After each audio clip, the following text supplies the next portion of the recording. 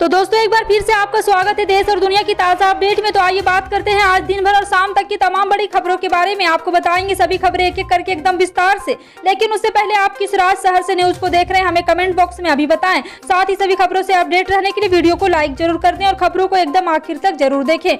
दोस्तों आज का लाइक टारगेट है 1000। आशा करते हैं आप इसे पूरा जरूर करेंगे। तो चलिए फिर फटाफट से लाइक करते हुए जान लेते हैं दिन भर की 25 बड़ी खबरों को। बीएसईबी ने मैट्रिक टॉपर का वेरिफिकेशन का काम शुरू कर दिया है। उम्मीद की जा रही है कि बोर्ड इस साल रिजल्ट जारी करने को लेकर अपना पिछला रिकॉर्ड तोड़ देगा। वैसे पिछले साल मैट्रिक परीक्षा के रिजल्ट को जारी करने में बिहार बोर्ड को देरी हुई थी। इस साल भी मोतिहारी जिले के 25 परीक्षा केंद्रों पर गणित की परीक्षा का दोबारा आयोजन किया गया था। इस कारण रिजल्ट जारी होने में देरी हो रही है। जी हाँ, आपको बता दें कि इंटर कक्षाओं की परीक्षा का रिजल्ट 17 मार्च को जारी हो चुका है और वेरिफिकेशन के चलते इस बार रिजल्ट में देरी हो रही है। बोर्ड ने 24 मार्च 2022 को गणित का एग्जाम फिर से कराया था। बिहार बोर्ड कक्षा 10वीं परीक्षा परिणाम डाउनलोड करने के लिए बिहार स्कूल एग्जामिनेशन बोर्ड की ऑफिशियल वेबसाइट state.bihar.government.in विजिट कर दिए गए हैं। निर्देश का पालन करके बिहार बोर्ड कक्षा 10वीं परिणाम डाउनलोड कर सकते हैं।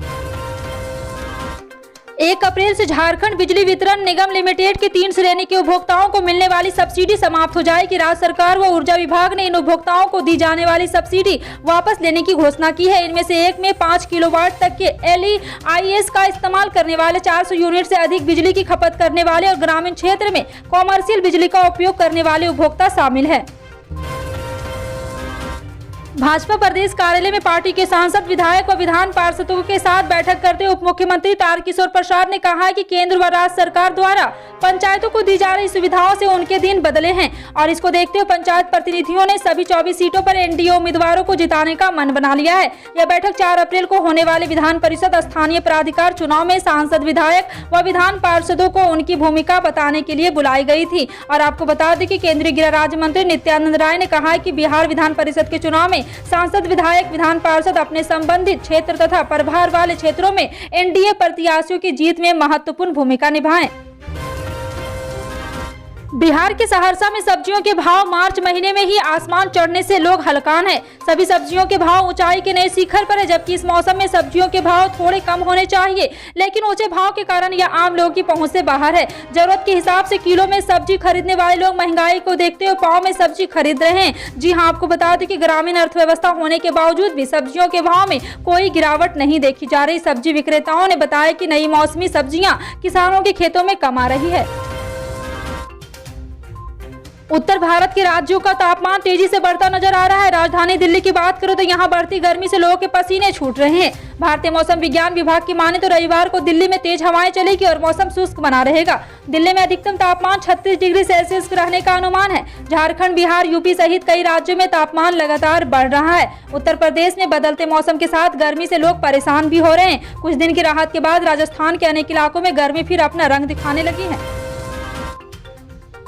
योगी आदित्यनाथ यूपी की दूसरी बार कमान संभालने के बाद एक्शन में आ गए हैं। अपनी दूसरी पारी की शुरुआत में उन्होंने युवाओं को ज्यादा से ज्यादा रोजगार दिलाने को लेकर कमर कस ली है। मुख्यमंत्री ने राज्य के सरकारी विभागों में रिक्त पदों की भर्ती की प्रक्रिया में तेजी लाने के निर्देश दिए हैं। यूपी सरकार युवाओं को सरकारी नौकरी का तोहफा देने के लिए सरकारी महकमों में विभागवार भर्ती अभियान चलाएगी। वहीं सीएम योगी ने सभी विभागों को रिक्तियों की सूची तैयार करने का आदेश दिया है। कोरोना के टीके को लेकर किशोरों के मुकाबले 12 से 14 आयु वर्ग के बच्चों में कम उत्साह नजर आ रहा है। हाल में यह है कि 3 जनवरी से शुरू हुए 15 से 17 आयु वर्ग के टीकाकरण के पहले 3 दिन में ही 1 लाख से ज्यादा किशोरों ने कोरोना का टीका लगवा लिया था। लेकिन 23 मार्च से शुरू हुए बच्चों के टीकाकरण के शुरुआती 4 दिन में 37,000 बच्चे ही टीका लगवाने पहुंचे हैं। जिले में 12 से 14 आयु वर्ग के 1,15,000 बच्चों को कोरोना का टीका लगाया जाना है। पेट्रोल और डीजल के दाम में बढ़ोतरी जारी है। रविवार को फिर पेट्रोल के दाम 56 पैसे तो डीजल के दाम भी 56 पैसे बढ़ गए हैं। इस तरह से शहर में पेट्रोल 111 रुपये 7 पैसे प्रति लीटर पर पहुंच गया है, जबकि 1 लीटर डीजल का रेट 94 रुपये 54 पैसे हो गया। 6 दिनों में 5वें झटके के बाद ग्वालियर में पेट्रोल करीब 4 रुपये और डीजल में करीब 3 रुपये 85 पैसे बढ़ चुके हैं। बीते करीब 4.5 महीने के दौरान पेट्रोलियम कंपनियों ने पेट्रोल और डीजल के दाम परिवर्तित नहीं किए थे। ओडिशा निकाय चुनाव में बीजू जनता दल ने 108 शहरी और स्थानीय निकायों में से 95 पर जीत हासिल की है। इस दौरान भाजपा को 6, कांग्रेस को 4, निर्दलीय को 3 सीटें मिली। निकाय चुनाव में भारी समर्थन के लिए ओडिशा के मुख्यमंत्री ने लोगों का शुक्रिया अदा किया। मुख्यमंत्री और बीजू जनता दल के अध्यक्ष नवीन पटनायक ने कहा है कि हम पर भरोसा करने के लिए सभी लोगों का धन्यवाद। वहीं आपको बता दें कि 24 मार्च को हुए चुनाव में करीब 65% लोगों ने अपने मताधिकार का प्रयोग किया। इस बीच बीजेपी की सुलोचना दास भुवनेश्वर नगर निगम की पहली महिला मेयर बनी। उन्होंने कहा है कि मुझे यह अवसर देने के लिए मैं भुवनेश्वर के लोगों और हमारे मुख्यमंत्री नवीन पटनायक को धन्यवाद देना चाहती हूँ। मुस्लिम राष्ट्रीय मंच जल्द ही अपने सभी प्रकोष्ठ में देश विदेश में कार्यकर्ता बढ़ाने का काम करेगी। कार्यकर्ताओं को बढ़ाने, समाज में एकता, सद्भावना, भाईचारे को मजबूत देने के लिए इस रमजान देश भर में मंच का हर कार्यकर्ता कम से कम एक दिन बड़े पैमाने पर इफ्तार कार्यक्रम करेगा। इनमें आरएसएस के वरिष्ठ नेताओं को भी आमंत्रित किया जाएगा। मंच के मुख्य संरक्षक इंद्रेश कुमार स्वयं आरएसएस की सेंट्रल टीम के सदस्यों से आग्रह करेंगे कि वो अपने अपने स्थानों पर इफ्तार में शामिल होने के लिए समय और तारीख की बुकिंग कर लें, क्योंकि हर किसी को इसमें शामिल होना है। 3 कृषि कानूनों को वापस लिए जाने के बाद किसान आंदोलन खत्म हो गया था। इसके बाद राकेश टिकैत भी किसी आंदोलन में नजर नहीं आ रहे थे। हालांकि वो हरियाणा में एक्टिव हो गए। कैथल में आंगनबाड़ी कार्यकर्ताओं ने वेतन वृद्धि को लेकर एक महापंचायत की थी। इसमें भारतीय किसान यूनियन के प्रवक्ता राकेश टिकैत ने भी पहुंचे और अपना समर्थन दिया। इसके साथ ही संयुक्त किसान मोर्चा, सर्व कर्मचारी संघ, महिला समिति और कई अन्य संगठनों ने भी महापंचायत में हिस्सा लिया। आपको बता दें कि टिकैत ने कहा है कि एक चुनी हुई सरकार को कभी भी लोगों के विरोध के अधिकार को नहीं छीनना चाहिए। आंगनबाड़ी कार्यकर्ताओं के नेता ने कहा है कि अब तक सरकार उनकी मांग नहीं मानती है, उन्होंने खत्म नहीं होगा। और आपको बता दें कि उन्होंने कहा है सरकार ने आश्वासन दिया है कि आंगनबाड़ी कार्यकर्ताओं का वेतन 1500 रुपये और सहायकों का वेतन 750 रुपये बढ़ाया जाएगा।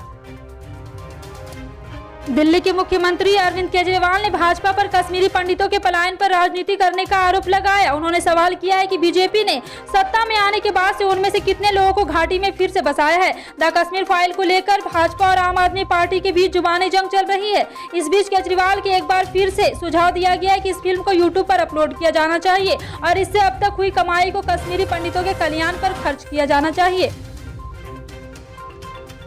कांग्रेस के वरिष्ठ नेता मल्लिकार्जुन खड़गे ने 5 राज्यों की विधानसभा चुनाव में करारी हार का ठिकरा अपने ही नेताओं और गठबंधन की पार्टियों पर फोड़ा है। उन्होंने कहा कि पार्टी के अपने ही नेताओं ने पंजाब में परेशानियां खड़ी की थी। उन्होंने भारतीय जनता पार्टी पर भी कांग्रेस के खिलाफ बदला की भावना से काम करने का आरोप लगाया। कांग्रेस ने 2022 चुनाव में भाजपा में सत्ता गंवाई और गोवा में भी पार्टी की सरकार में वापसी की संभावनाओं पर पानी फिर गया था। यदि आप पीएम किसान योजना के लाभार्थी हो तो यह खबर आपके लिए खास है। दरअसल पीएम किसान की किस्त अब उन्हीं किसानों के खाते में सरकार भेजेगी जिन्होंने आधार ई-केवाईसी करवाने का काम किया है। ऐसा करने से आपके 2000 रुपये खाते में पहुंच जाएंगे। यदि आपने आधार ई-केवाईसी नहीं कराया है तो जल्दी करवा लें। इसके लिए आप घर के पास स्थित जन सेवा केंद्र यानी कि CSC जाएं और तुरंत कराएं। इसी के साथ दोस्तों आज की ताज़ा और बड़ी खबरों में अब तक के लिए इतना ही। अभी तक वीडियो को लाइक नहीं किया तो लाइक करें, वीडियो को ज़्यादा से ज़्यादा लोगों में शेयर करें। ऐसे ही ताज़ा अपडेट के लिए सब्सक्राइब कर बगल में घंटी के निशान